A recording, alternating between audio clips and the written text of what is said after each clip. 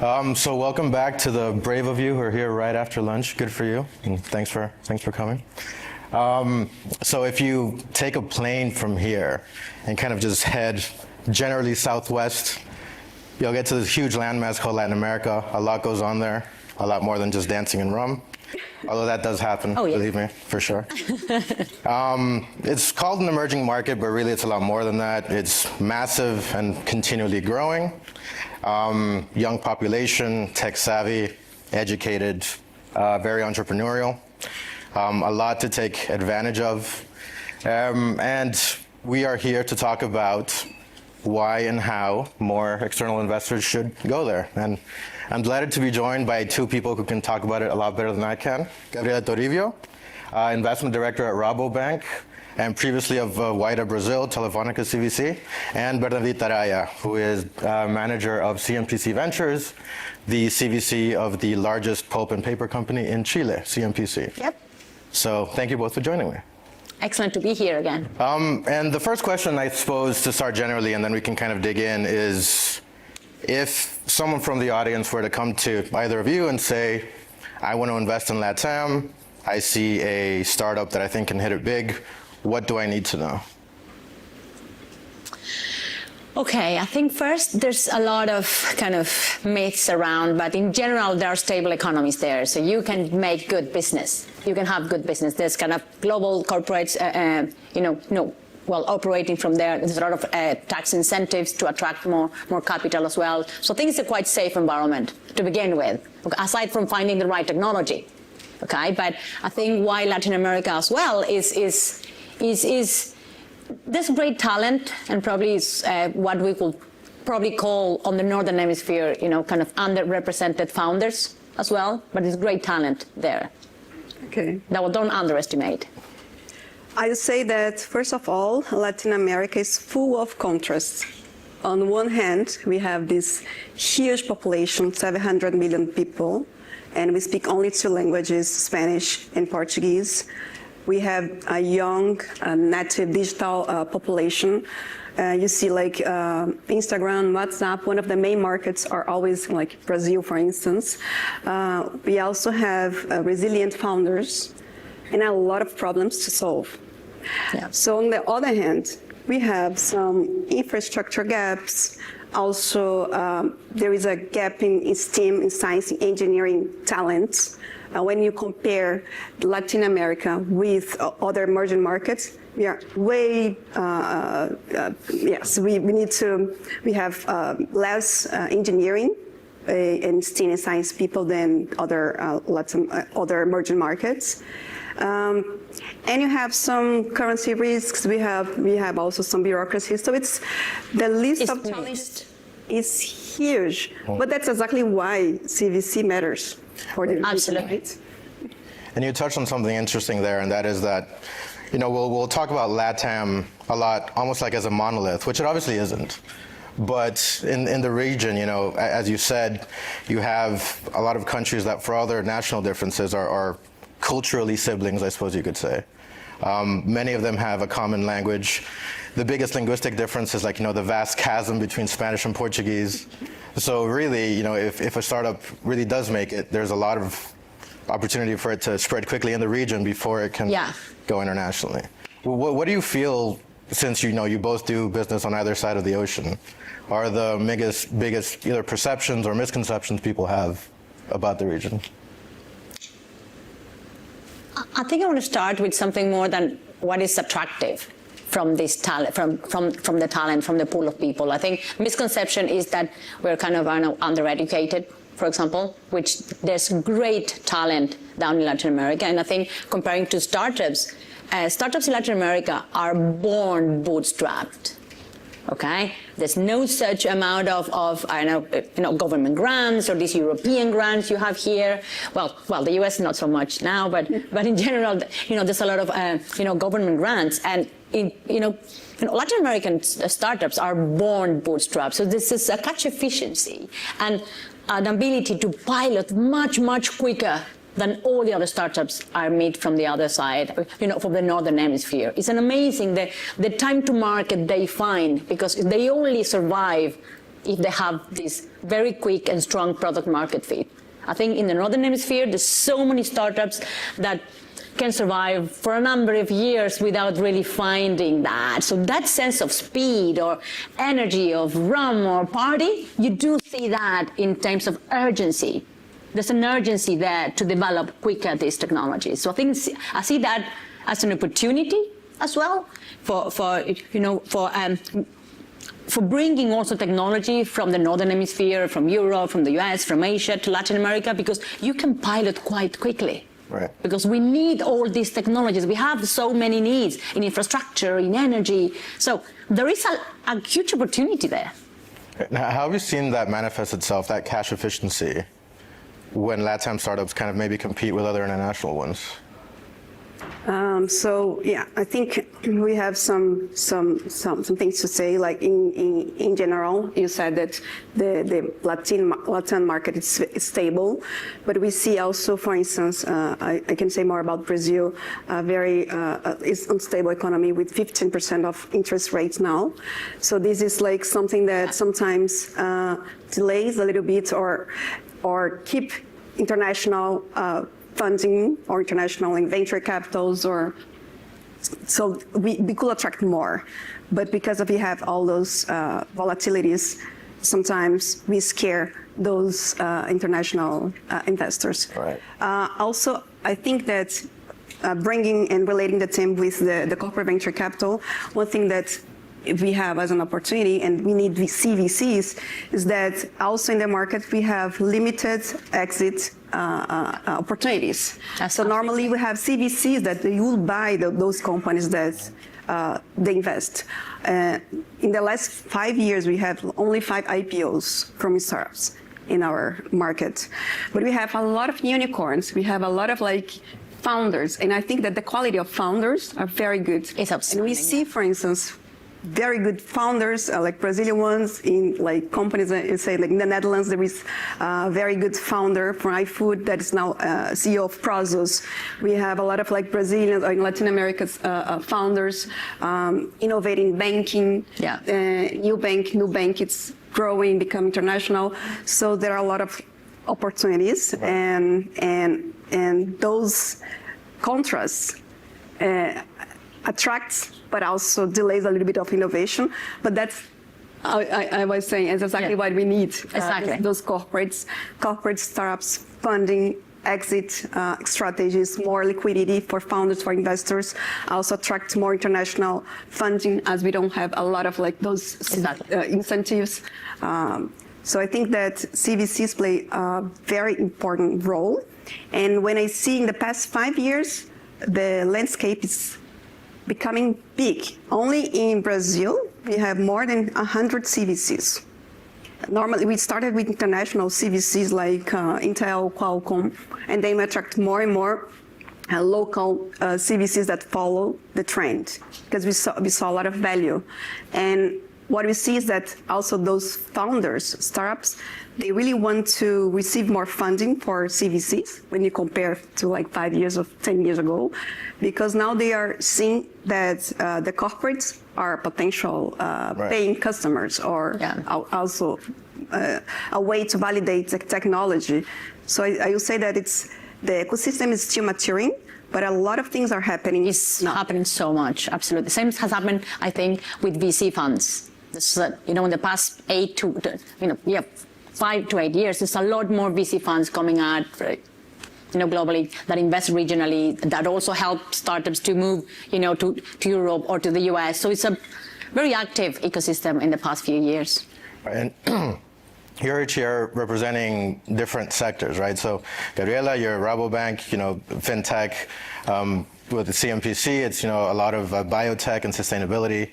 And let's start with fintech, because it's probably the single biggest area for startups in LATAM, right? Historically, the region's been a bit underbanked, right? There's a lot of a kind of opportunity to disrupt what there is. It's a bit behind the curve relative to Europe and the US. Where would you say is the biggest opportunity right now to go in and invest and take up some of the, I suppose, underserved kind of customer bases? So I think fintech's the main thesis there. Like when you see that, especially for Brazil, many companies like Nubank and other fintechs are growing a lot. I would say that now there is a lack of companies in the cyber space. Also in payments, there are a lot of opportunities because we have this PIX system, which is very advanced. It became benchmark when you compare with other countries, and because of that and the agreement with the central bank, we were able to develop a lot of like innovations in the bank, because we used to have only 4 banks, so totally concentrated environment, and now we have a lot of banks that are competing with new banks that are also enabling a lot of new fintechs, and it's like evolving. So now it's a fintech, I would say that it's the top one, and followed by agri-tech companies, and also health tech. That's also a huge opportunity. In Brazil, at least, only 25% of the population have access to private healthcare. Right. And with agri-tech as well, there's a huge overlap between fintech and agri-tech. Yeah. And then, but Anita, for you then, I think LATAM as a region, insofar as CMPC is concerned, has a real kind of natural advantage there. Absolutely. I think there's a huge opportunity for all the natural resources in the good way.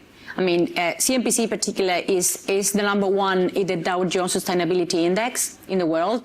So we do better in sustainability than the Swedes or the Nordics. So there's more sustainable fiber in the world today is produced in Latin America, in Chile, in Brazil, and Argentina. So there's a huge opportunity to do more about this fiber. Or the plastic transition, what do you need? You need new feedstocks. Right. And what do we produce?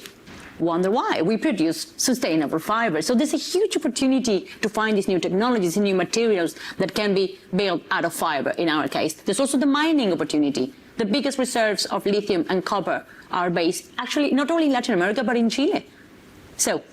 And all the mobility transition, the energy transition do need these critical minerals. So then there's a lot of opportunities from the kind of feedstock perspective, the materials development perspective. You do need feedstock, you do need the starting material. And that's there, it's sitting there. So there's opportunities for collaboration, for university startups, for investments, for big companies partnering with technology developers, to research centers to really boost this advantage we already have. So I think there's a kind of, we have that advantage already. So if we just wait for someone to come and tell us what to do with it, I think we're wasting a huge opportunity. And especially for instance, energy, that's all this deep tech needs a lot of energy, or Exactly. energy intensive. We have like a green matrix. So it's very good for renewables, energy, startups. Exactly. But we already have the infrastructure for energy. Energy is cheap. And how important is it, in your view, for foreign investors to team up with local investors when they go in?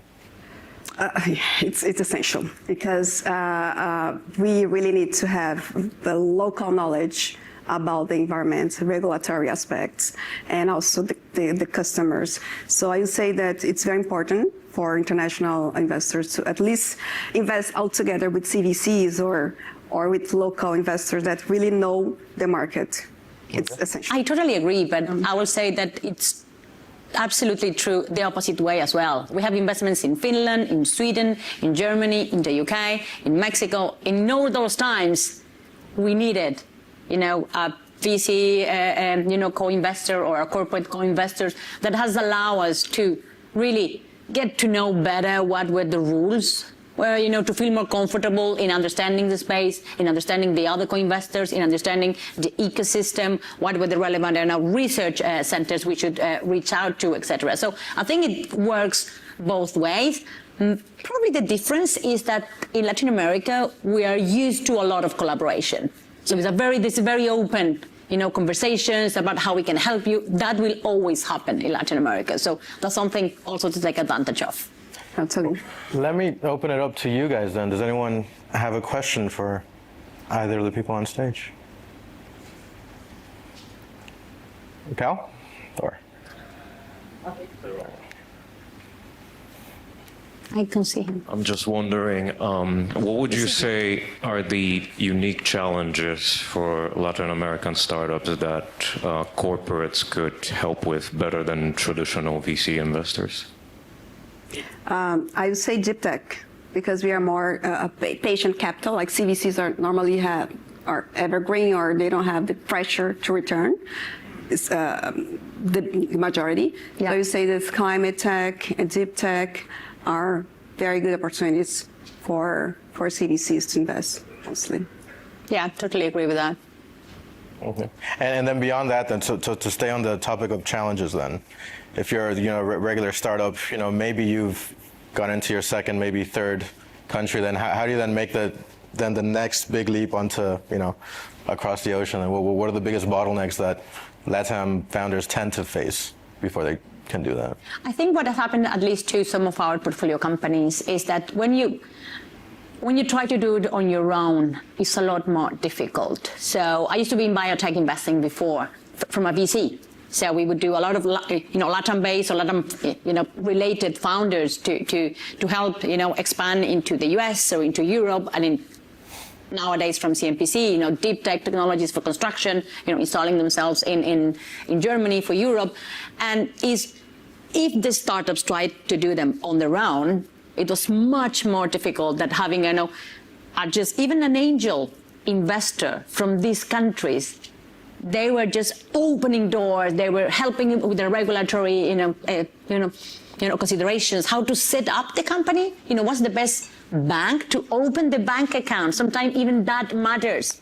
Okay, so I think really, again, going back to the collaboration, to the partners, just go out and talk to as many people as you can, because these challenges to move is not only about the market. I mean, if you find a good product market fit and the US or Europe or Germany or Chile is a good market for you, that's not enough. You need a lot of the nitty-gritty details about operating there. And my feeling is that corporates can help a lot, because we normally have operation in those countries. We ship to those countries. You actually do business. VCs are normally more on just kind of the investment side and waiting for the returns. All right. So I think CVCs have a lot more kind of on-the-ground experience on how to scale up technologies as well.